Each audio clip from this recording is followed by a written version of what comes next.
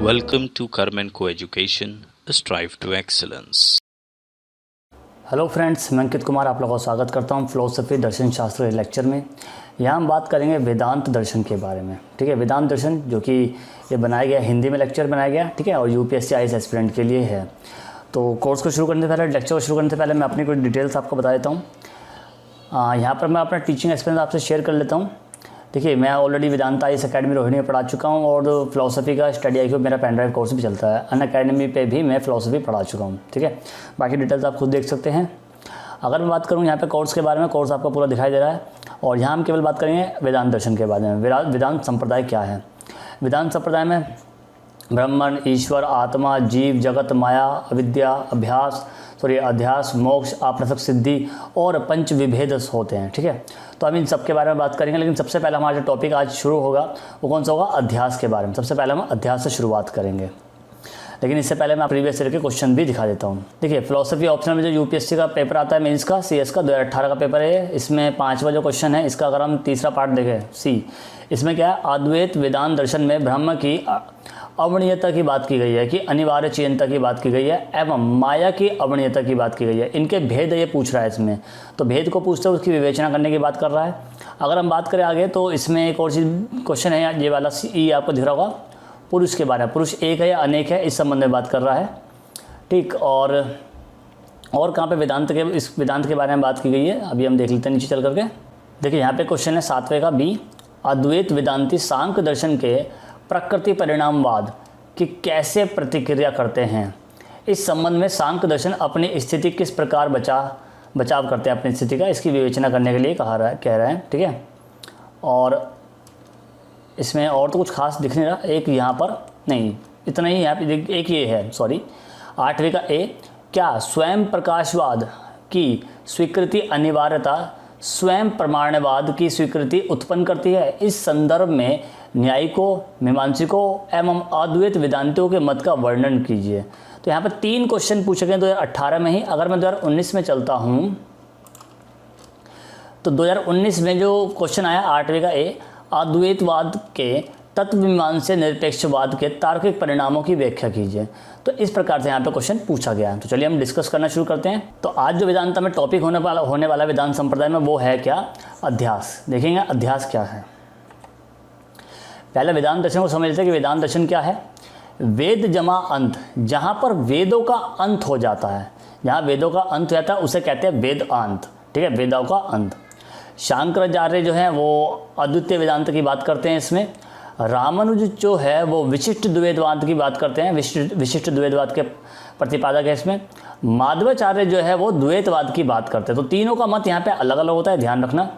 अगर हम शंकर और आचार्य को देखें तो इसको मिलाकर बनता है शंकर आचार्य, शंकर और आचार्य को मिला करके। यहाँ पर क्या किया गया? उत्तर में बद्रीनाथ, दक्षिण में श्रृंगेरी मठ मैसूर, पश्चिम में द्वारकापीठ और पूर्व में जगन्नाथपुरी ओडिशा में।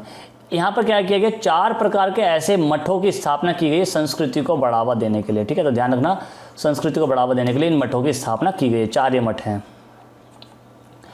देखिए, अब यहाँ की व्याख्या समझ लेते हैं। वेदों से तात्पर्य क्या है? यहाँ पर वेदों का अंतिम भाग, यानी कि यहाँ पे वेदों का अंत हो रहा है, इसके आगे वेद नहीं है। तो वेदों के बाद ब्राह्मण ग्रंथों की रचना हुई थी। पहले वेद आए, उसके बाद क्या है? ब्राह्मण के ग्रंथ आए। इनकी रचना वेदों के बाद हुई।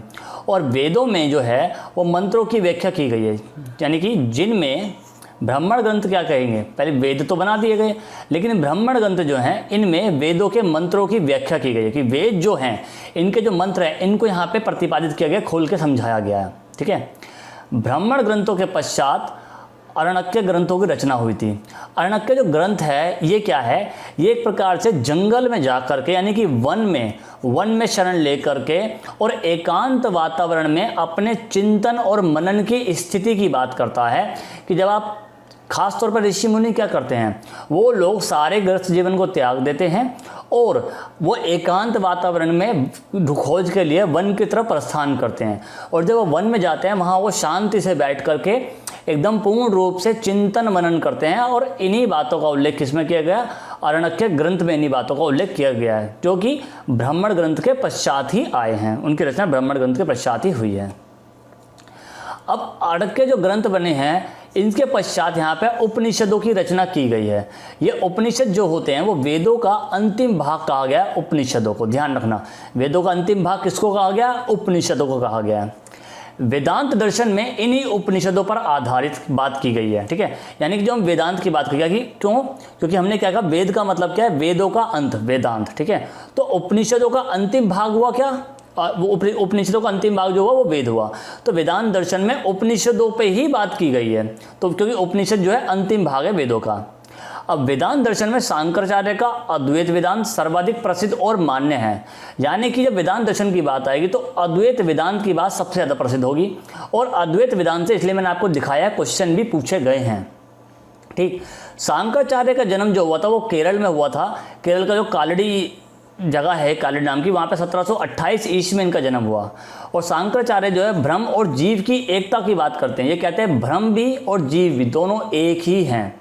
यानी कि अगर इनके श्लोक के अनुसार करें तो ब्रह्म सत्य जगत मिथ्या, ठीक है, जीवो ब्रद्वेप नापर, यानी कि जीव ही ब्रह्म है, वो दूसरा नहीं है, ब्रह्म ही सत्य है, बाकी जगत तो मिथ्या है। यानी कि देखो, एक प्रकार से ब्रह्म को सत्य माना है, यहाँ पर जीव को सत्य माना है, लेकिन जब बात आती है जगत की तो जगत को क्या कहते हैं? मिथ्या है, जगत की कोई अस्तित्व नहीं है, एक प्रकार उसको मिथ्या का नाम दे देते हैं यहाँ पर। ठीक है, तो अब देखते हैं यहाँ पर क्या है, अध्यास क्या है। अध्यास को एक और शब्द बोलते हैं जिसको बोलते हैं अद्वैत वेदांत। और अद्वैत वेदांत आपने देखा है पेपर में भी खास तौर पे इसी शब्द के अनुसार पूछा जाता है। अध्यास कम लिखा होगा, अद्वैत वेदांत ज़्यादा लिखा होगा। अब अद्वैत वेदांत का महत्व क्या है उसके ऊपर बात करेंगे। तो अगर इसमें बात करें तो यहाँ पर बात होती है तार्किक चिंतन के बारे में। तार्किक चिंतन यानी कि शंकराचार्य का जो अद्वैत वेदांत है वो तार्किक ढंग से अपने मत की स्थापना करता है। यानी कि वो क्या कर रहा है कि तार्किक का मतलब क्या? तर्क वितर्क, वो दूसरों के साथ तर्क वितर्क करता है और तर्क वितर्क करके ही वो क्या करता है? अपने मत की स्थापना करता है। उसका जो मत है, जिस प्रकार से वो कहता है कि ब्रह्म सत्य है, उस ब्रह्म की सत्यता को स्थापित करता है। इसी कारण से इसके अंदर जो है तार्किक चिंतन को अत्यधिक महत्व दिया गया है। यानी कि जब भी आपसे बात की जाएगी कि अध्यास की बात बताइए, यानी कि अद्वैत वेदांत की बात बताइए, तो वहाँ पे तार्किक चिंतन सर्वोपरि आएगा। क्योंकि जब आप तर्क वितर्क करके उस पर चिंतन करोगे, भाई मान लीजिए आपने कोई बात बोली, मैंने कोई बात बोली, तो यहाँ पे क्या हुआ? आपने कुछ तर्क दिए, मैंने कुछ तर्क दिए, कुछ मेरे तर्क वितर्क में चले गए, कुछ आपके तर्क वितर्क में चले गए, तो तर्क वितर्क की प्रक्रिया बनी।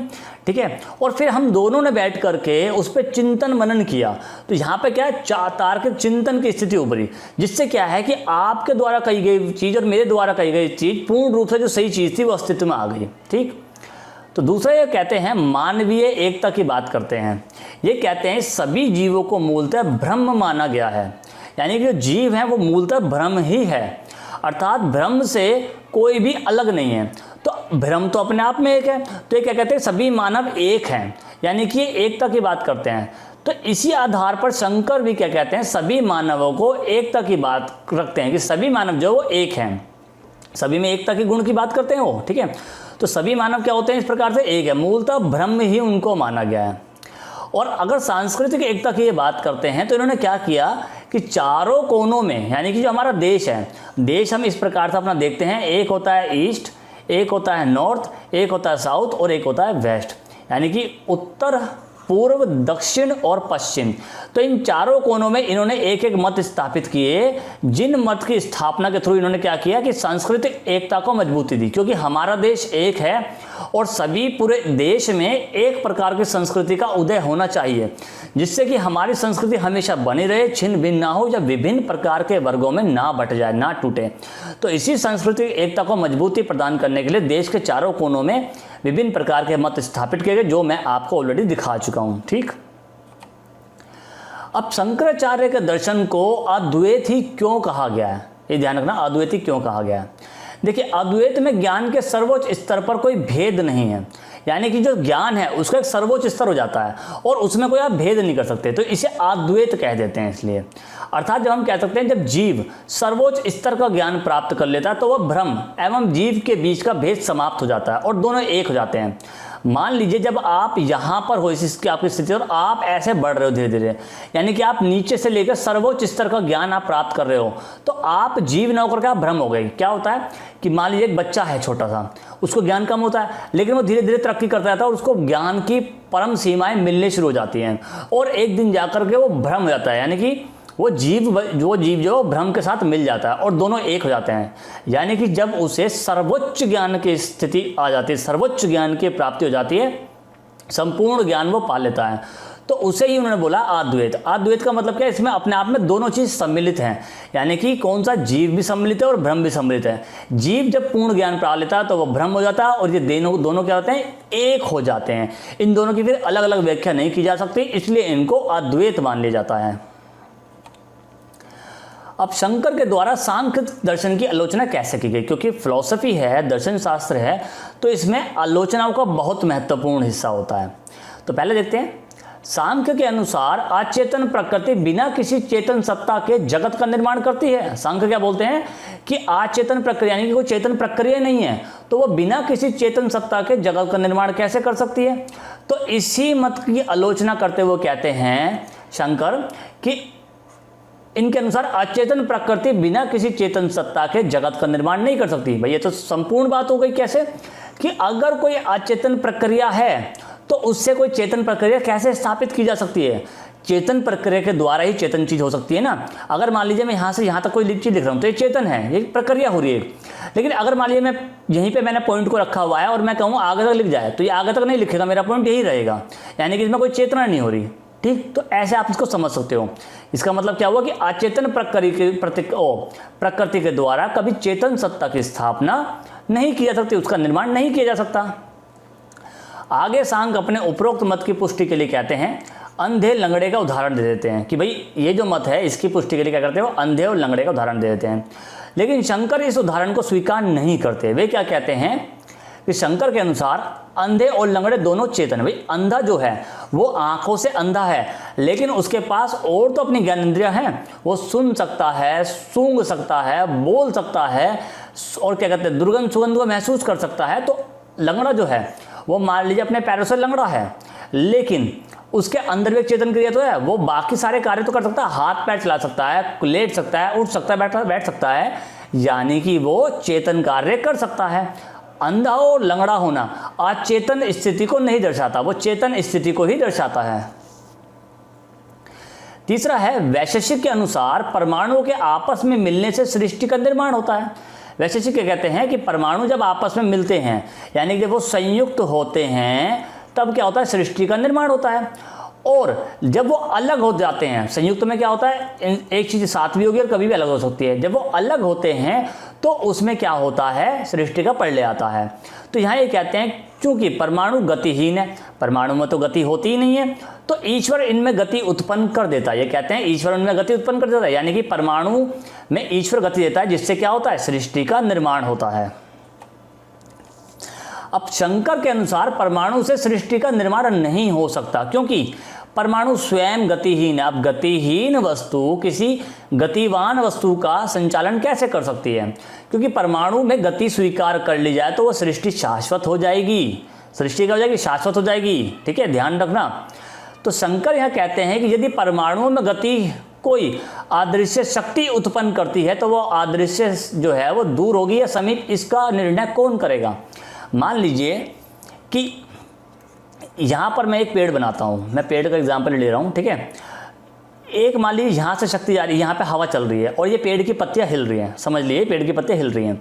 तो ये पेड़ की पत्तियाँ हिल रही है और हवा जो आ रही है, शक्ति जो आ रही है वो यहाँ से आ रही है, यहाँ से आ रही है, इसकी कल्पना करना थोड़ा मुश्किल हो जाता है। या फिर ये कितनी देर में इनके पास आ रही है, दूर से है या समीप से ये हवा आ रही है। तो ये शक्ति का कभी आप कैसे इसको अदृश्य मान सकते हो, ठीक है। ये तो अदृश्य रही शक्ति, मतलब इसको अदृश्य मानना पड़ेगा आपको, इसको आप कैसे दृश्यमान मान सकते हो। यदि वह दूर होगी तो सृष्टि नहीं होगी, और यदि वह निकट होगी तो सृष्टि जो है वो शाश्वत होगी, ठीक है। यदि वह दूर होगी तो सृष्टि तो हुई नहीं है, ठीक है। और सृष्टि अगर वो निकट होगी तो सृष्टि क्या हो जाएगी, शाश्वत हो जाएगी, हमेशा बनी रहने वाली हो जाएगी। अब शंकराचार्य द्वारा बौद्ध मत का भी खंडन किया गया। बौद्ध मत का खंडन कैसे करते हैं। शंकराचार्य बौद्ध को सर्वविनाशिक मानते हैं, ठीक है, वो कहते हैं कि ये सर्वनाश कर देते हैं। बौद्ध दर्शन वाले वो कहते हैं कि सर्वनाश कर देते हैं। कैसे? बौद्ध को अपनी सभी वस्तुओं को अनित्य एवं क्षणिक मानने के कारण सर्वविनाशिक माना गया है। ये कहते हैं, जब बौद्ध ये कहते हैं कि हर वस्तु अनित्य, यानी कि उनकी कोई निरंतर प्रक्रिया नहीं है, वो ऐसे निरंतर नहीं चलती रहती, कभी ना कभी उनका तुरंत अंत हो जाता है, वो क्षण भर के लिए है। क्षणिक का मतलब क्या होता है यहाँ पर? क्षण भर के लिए, यानी कि हर क्षण परिवर्तन है, ये कहते हैं बौद्ध दर्शन वाले। जैसे कि मान लीजिए अब ये क्षण परिवर्तन हो गया, क्योंकि मैंने यहाँ पे लिख दिया, तो हर क्षण परिवर्तन को स्वीकार करते हैं और ये कहते हैं यही सर्वविनाशिक का कार्य है, यही सर्वविनाशिक का कारण है। क्यों? क्योंकि शंकराचार्य कहते हैं क्षणिकवाद जो है, इससे कर्म फल के सिद्धांत को नहीं स्वीकार किया जा सकता। कैसे? आप जब कर्म करोगे और अपने कर्म को निरंतर करते जाओगे, लेकिन अगर हर क्षण परिवर्तन, तो आपका कर्म जो है वो परिवर्तन होता चला जाएगा, ठीक है। और फिर आपको फल कैसे मिल पाएगा? फल की प्राप्ति आपको कैसे होगी? फिर तो अच्छा कर्म और बुरा कर्म, अच्छे फल का अच्छा कर्म और बुरे फल का बुरा कर्म, इस प्रकार की अवधारणा भी गलत हो जाएगी, ठीक। तो इसलिए शंकराचार्य जो है वो बौद्ध मत का भी खंडन करते हैं, उसके सर्वविनाशिक को स्वीकार करते हैं। शंकराचार्य बौद्ध के प्रतित्व समुत्पाद का भी खंडन करते हैं। किसी वस्तु के उपस्थित होने पर दूसरे की उत्पत्ति होती है, किसी वस्तु के उपस्थित होने पर दूसरे की उत्पत्ति होती है, किंतु क्षणिकवाद और क्षणभंगवाद के आधार पर वह जो अंग हैं वो पहले ही नष्ट हो चुके हैं, पूर्व में ही नष्ट हो गए, क्योंकि हर वस्तु क्षण भर के लिए है, ठीक है। तो प्रतीत समुत्पाद में क्या कहा गया था कि जो वस्तु प्रतीत होती है, जो वस्तु, उसी से ही कुछ ना कुछ नया उत्पादन होता है। और फिर ये कहते हैं बौद्ध दर्शन वाले कि क्षणिकवाद के अनुसार जो है, जो पहले चीज़ नष्ट हो चुकी है उसका आप उत्पादन कैसे करोगे, उससे आप नई चीज़ का उत्पादन कैसे करोगे। इसलिए अगले अंक में जो है उत्पत्ति संभव नहीं होगी, क्योंकि जो पहले वस्तु थी वो तो क्षणभंगवाद के आधार पर पहले नष्ट हो चुकी है। इस प्रकार से बौद्ध मत का भी यहाँ खंडन कर देते हैं। तो यहाँ पर हम वेदांत दर्शन का हम एक टॉपिक डिस्कस कर चुके हैं। मिलते हैं नेक्स्ट टॉपिक में, तब तक के लिए goodbye and God bless you.